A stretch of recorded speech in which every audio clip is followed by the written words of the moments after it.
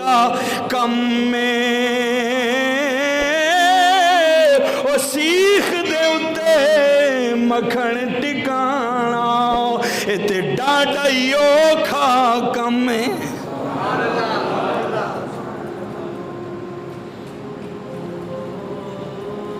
یزید کے لشکر والوں نے جب کوفے کی جامع مسجد میں امام علی مقام کا سر مبارک رات کے وقت میں ایک کونے میں کھڑا کر دیا، نیزے کی نوک میں سر مبارک لگا ہوا ہے.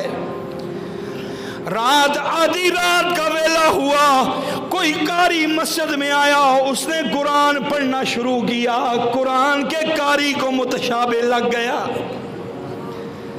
پڑھتے پڑھتے آیت بھول گیا، کسی اور جگہ پہ چلا گیا. ابھی اس نے آیت ایک سپارے سے چھوڑی دوسرے میں پہنچا، سر حسین نیزے کی نوک سے بولا، او قرآن پڑھنے والے غلط قرآن نہ پڑھنا، قرآن کے قاری تیرے پاس موجود ہیں. اس نے ادھر ادھر دیکھا، مسجد میں بندہ کوئی نہیں، مجھے لقمہ کون دے رہا ہے، میری آیتیں سیدھی کون کر رہا ہے، مجھے بھولا قرآن یاد کون کرا رہا ہے. جب اس نے ادھر ادھر دیکھا، امام کا سر مبارک بولا، فرمایا ادھر ادھر نہ دیکھ، ذرا اوپر دیکھ، ہم بلندیوں میں ہوا کرتے، ہم زمینوں پہ ملنے والے نہیں، ہمیں دیکھنا ہو تو ذرا سر اونچا کرنا پڑے گا. یزیدیوں نے شاید سوچا تھا ہم حسین کو قتل کرنے کے بعد نیچا کر دیں گے، پر بے وقوفوں نے قتل کرنے کے بعد بھی سر حسین کو اور بلند کر دیا. اللہ پہلے سر مبارک 6 فٹ پہ ہے جسم کے اوپر، تو جب کٹ جاتا ہے تو 6 فٹ نیزہ بھی اب آ گیا، اور نیزے کی نوک پہ سر حسین ہے. 6 فٹ بندے کی اپنی بلندی ہے اور 6 فٹ نیزہ ہے، اب 12 فٹ پہ سر چلا گیا ہے. بتاؤ کٹ کے پست ہوا ہے کہ بلند ہوا ہے؟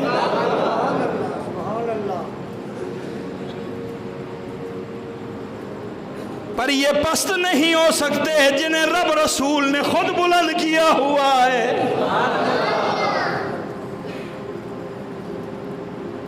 مولانا حسن رضا خان فاضل بریلوی رحمت اللہ علیہ ایسے نہیں فرما گئے، آپ فرماتے ہیں بے اجازت جن کے گھر جبریل بھی آتے نہیں، قدر والے جانتے ہیں قدر و شان اہل بیت.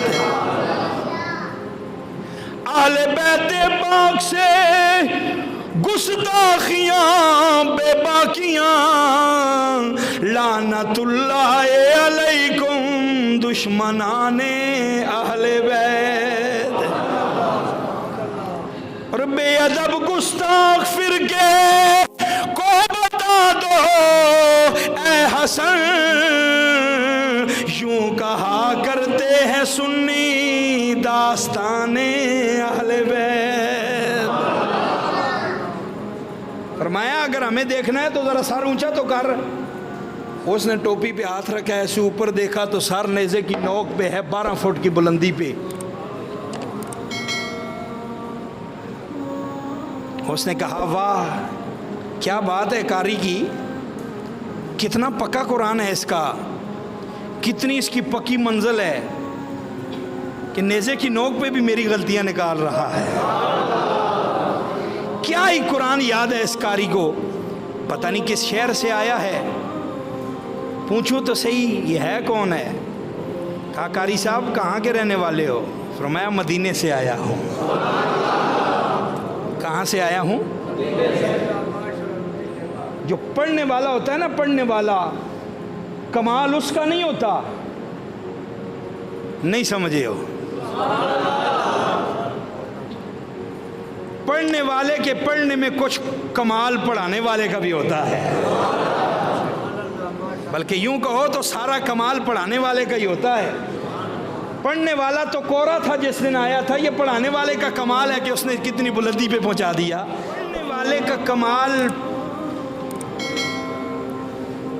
اپنی جگہ ہے, لیکن پڑھنے والے میں زیادہ کاریگری جو ہوتی ہے وہ پڑھانے والے کی ہوتی ہے. اس گل نو منو گے یا نہیں منو گے؟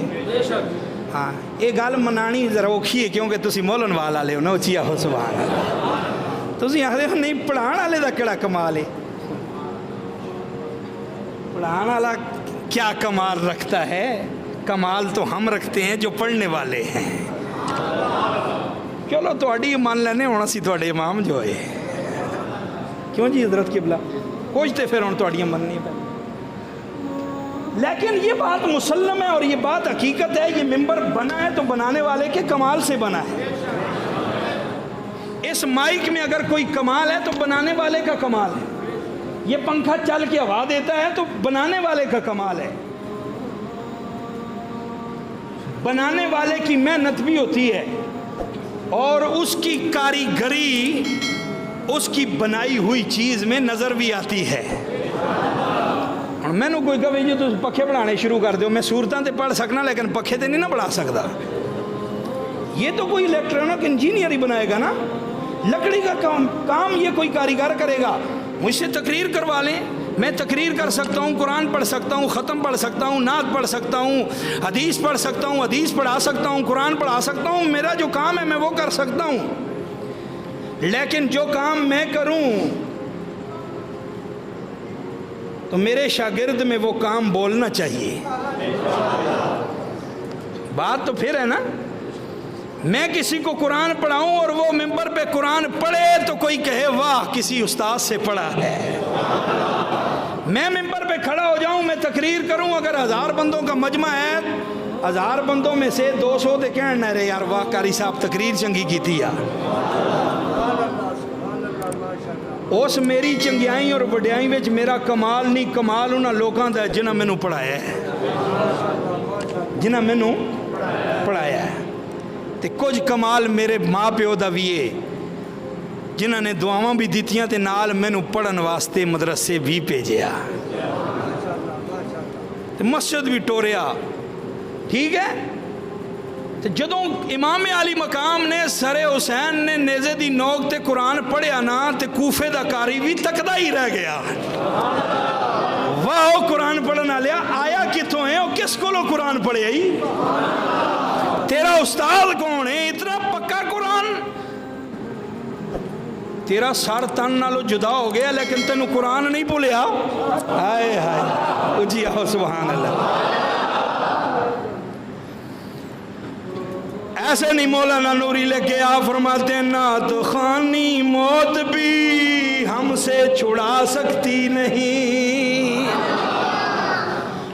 جنہاں نو پڑھن دی عادت پئی ہوئے, جنہاں نو پڑھایا کسے چنگے استاد نے ہوئے, خدا دی قسم وہ ستے بھی پڑھتے رہندے نے, اور مرن تو بعد بھی پڑھتے رہندے نے. نعت خوانی موت بھی ہم سے چھڑا سکتی نہیں, قبر میں بھی مصطفیٰ کے گیت گاتے جائیں گے. اللہ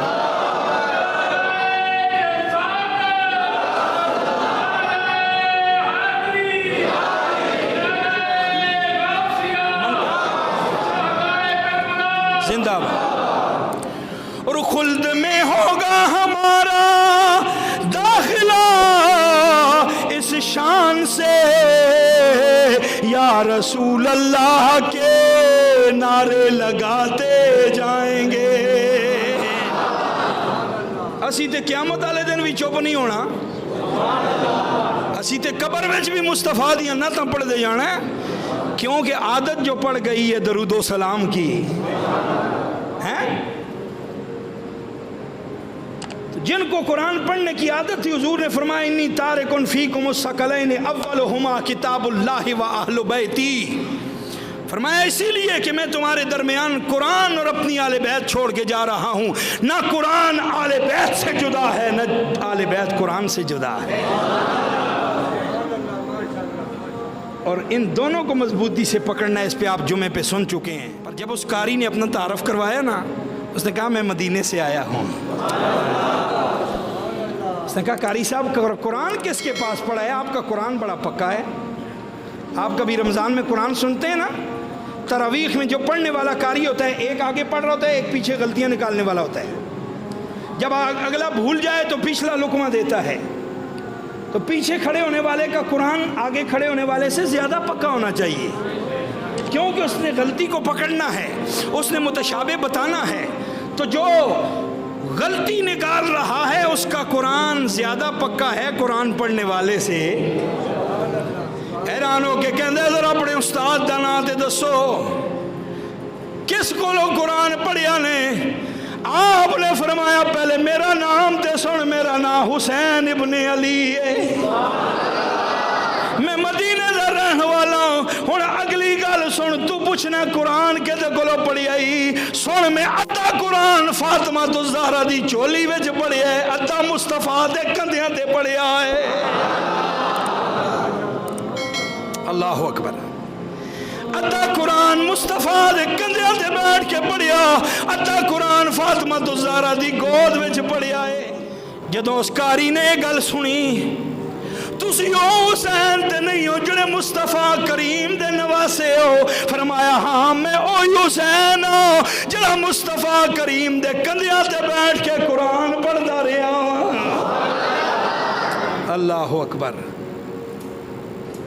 قاری دے رونگٹے کھڑے ہو گئے. قرآن پڑھنے والا حافظ اٹھ کے کھڑا ہویا. انہیں کیا ظالموں نے تمہارے ساتھ سلوک کیا ہے؟ آپ نے فرمایا یہ نہ دیکھ کتنی عجیب بات ہے، تو اصحاب کہف والوں کے قصے کو عجیب سمجھ رہا ہے. دیکھ تو صحیح، حسین کا کٹ جانا اور نیزے کی نوک پہ چڑھ کے قرآن پڑھنا کتنا بڑا عجیب کام ہے. آج قاری صاحب نے تلاوت سنائی ہے نا، لطف آتے ہیں، تلاوتیں سننے کے مزے آتے ہیں، لیکن یہ تلاوتیں کبھی نہ آپ سنتے اور میں کبھی نہ تلاوتیں کرتا اگر حسین نے نیزے کی نوک پہ قرآن نہ پڑھا ہوتا. اس قرآن کی عزت کے لیے، اس دین کی سربلندی کے لیے، اعلاء کلمت الحق کے لیے، ظلم و بربریت کے خلاف اگر حسین نہ نکلتے اور اپنی قربانیاں پیش نہ کرتے تو شاید دین کی آج یہ صورت نہ ہوتی جو ہمارے سامنے.